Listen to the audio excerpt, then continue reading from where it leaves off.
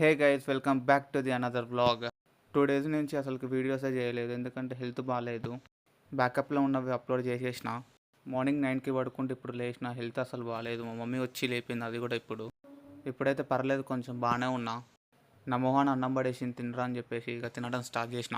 Non veg ఉన్నప్పుడేమో veg తినబుద్ధి అవుతుంది, వెజ్ ఉన్నప్పుడేమో నాన్ వెజ్ తినబుద్ధి అవుతుంది. ఏందో అసలు దాల్ రైస్ అసలు తినబుద్ధి కాలేదు. సత్తాచి పెడితే దెబ్బకి అప్పడాలు చేసి పెట్టింది, తినరా ఏదో అని. వీటితో సర్దుకో అన్నది. బయట వెదర్ బాగుందని చెప్పేసి బైక్ తీసుకొని బయటకు వెళ్తాన్నా. అసలు వెళ్ళనియలేదు, ఇంట్లోకి గుంజుకొని పోయింది.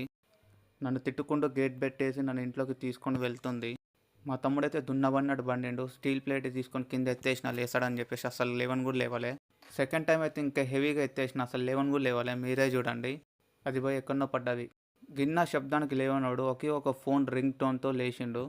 మేబీ గర్ల్ ఫ్రెండ్ ఫోన్ చేసిండే మా ఓడికి. నేను మరీ అంత ఎదవలా కనపడుతున్నానా?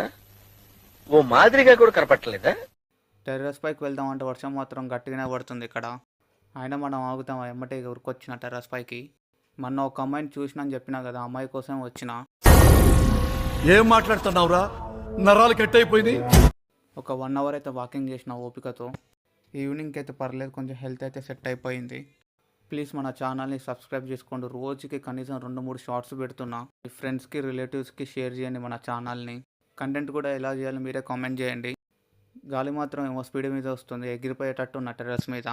వెదర్ మాత్రం చాలా బాగుంది. బయటకు వెళ్దామంటే మా మమ్మీ వెళ్ళనియట్లేదు, బైక్ నేను స్పీడ్ తోలుతా అని చెప్పేసి.